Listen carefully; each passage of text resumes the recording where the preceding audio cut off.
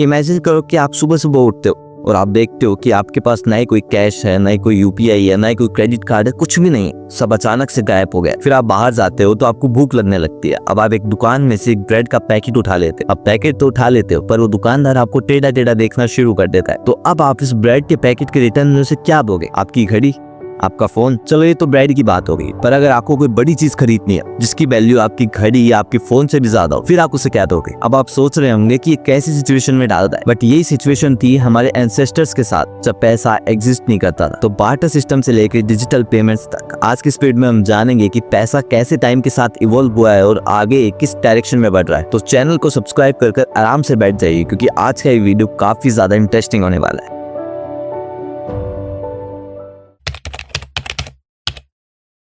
आज से हजारों साल पहले, जब ना कोई बैंक होता था, ना कोई नोट्स होते थे, इवन कोई सिक्के भी नहीं होते थे, तब ह्यूमंस एक बहुत सिंपल सिस्टम से ट्रेड करते थे जिसका नाम था बार्टर सिस्टम। एक किसान गेहूं उगाता है, एक मछुआरा मछली पकड़ता है। अब किसान को डिनर करने के लिए मछलियां चाहिए और मछुआरे को रोटी बनाने के लिए गेहूं चाहिए। सिंपल। तो ये दोनों आपस में एक दूसरे की चीजें ट्रेड कर लेते थे, एक्सचेंज कर लेते थे। ऐसे ट्रेड होता था। सब कुछ थे? नहीं, सब कुछ नहीं थे, क्योंकि इसमें कुछ परेशानियां भी थी। पहली तो ये कि जैसे मान लो किसान को मछलियां चाहिए, पर उसके बदले में अगर मछुआरे को गेहूं नहीं चाहिए, फिर किसान उसको क्या देगा? ठीक है। दूसरी प्रॉब्लम ये कि आप ये कैसे डिसाइड करोगे कि एक बोरी गेहूं की कीमत 5 मछली, 10 मछली, 50 मछली, कितनी मछली है? तीसरी प्रॉब्लम कि गेहूं मछली तो चलो छोटी चीज है, अगर आपको कोई बड़ी चीज खरीदनी हो या उसकी जरूरत हो, जैसे कोई घर हो या गाय भैंस हो, तो उसके बदले में उतनी बड़ी चीज आप उसको क्या दोगे? तो इसलिए ये बार्टर सिस्टम काफी ज्यादा इनकन्वीनियंट था। और एक चीज हमेशा याद रखना कि जब भी ह्यूमंस को कोई चीज हार्ड लगती है, उसमें परेशानी आना शुरू होती है, तो वो उसके इजी ऑप्शन की तरफ भागता है। तो यहाँ पर भी लोगों को किसी ऐसी चीज की जरूरत थी जिसे सब एक्सेप्ट करे, जिसकी एक पर्टिकुलर वैल्यू हो, और यहाँ से कहानी में चेंज आना शुरू होता है।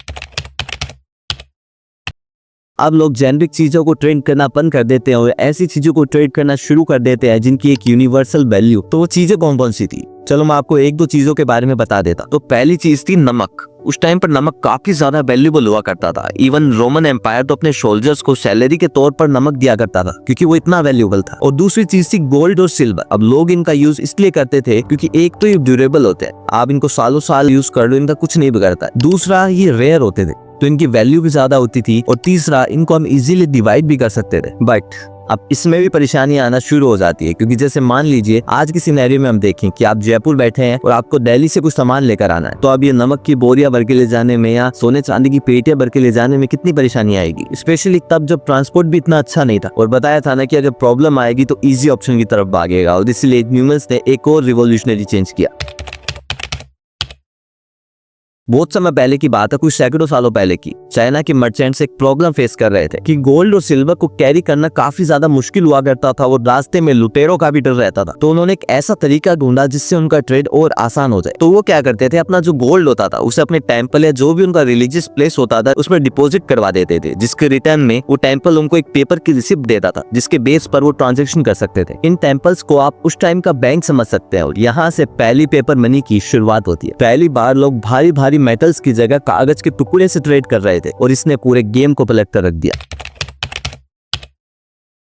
अब जैसे जैसे पेपर मनी पॉपुलर हो रहा था, गवर्नमेंट्स को एक बहुत इंपॉर्टेंट चीज रियलाइज हो रही थी, that controlling money is equals to controlling power. और इसीलिए 1800s में गोल्ड स्टैंडर्ड लाया जाता है, जिसमें हर नोट के पीछे बैंक में डिपॉजिटेड असली सोना होता है। फॉर एग्जाम्पल, अगर आपके पास 10 रुपए का नोट है तो वो 10 रुपए नहीं है, बल्कि वो 10 रुपए का सोना है, जिसे आप बैंक पे जाकर कभी भी विड्रॉ कर सकते हैं। बट ये सिस्टम भी मल्टीपल रीजंस की वजह से कोलैप्स हो जाता है। पहला रीजन था वॉर्स, क्योंकि जब भी लड़ाइयाँ होती थी, वॉर होती थी, तो कंट्रीज को असला बारूद खरीदने के लिए, हथियार खरीदने के लिए ज्यादा पैसों की जरूरत होती थी, और इसलिए वो अपने गोल्ड रिजर्व से ज्यादा नोट छापने शुरू कर देते हैं। दूसरा रीजन था 1929 का ग्रेट डिप्रेशन। उस टाइम पर लोगों का गवर्नमेंट से विश्वास ही उठ गया था, और वो जल्दी जल्दी अपना गोल्ड विड्रॉ करना शुरू कर देते हैं। 1971 में यूएस ने तो गोल्ड बैकिंग वाला सिस्टम पूरी तरह से हटा दिया था। मतलब अब पैसे सिर्फ एक कागज का टुकड़ा है, और इसी तरह फिएट मनी की शुरुआत होती है। मतलब ऐसा पैसा जिसके पीछे गवर्नमेंट ट्रस्ट के अलावा कुछ भी नहीं है। बट अगर पैसा सिर्फ पीस ऑफ पेपर ही है, तो गवर्नमेंट को अनलिमिटेड पैसे छापने से रोक कौन रहा है? व्हाट आई मीन टू से इसकी गवर्नमेंट ज्यादा पैसे छाप पे अपने देश की गरीबी दूर भी तो कर सकती है, फिर वो क्यों नहीं कर रही है? तो यहाँ से चीजें इंटरेस्टिंग होना शुरू होती है। अब इस क्वेश्चन का जवाब मैं आपको मेरे नेक्स्ट वीडियो में दूंगा, और इसीलिए कह रहा हूँ चैनल को सब्सक्राइब कर लीजिए, क्योंकि ये तो बस शुरुआत है। आने वाले वीडियोस और भी ज्यादा इंटरेस्टिंग और वैल्यूएबल होने वाले हैं। अपने नेक्स्ट चैप्टर की तरफ बढ़ते हैं।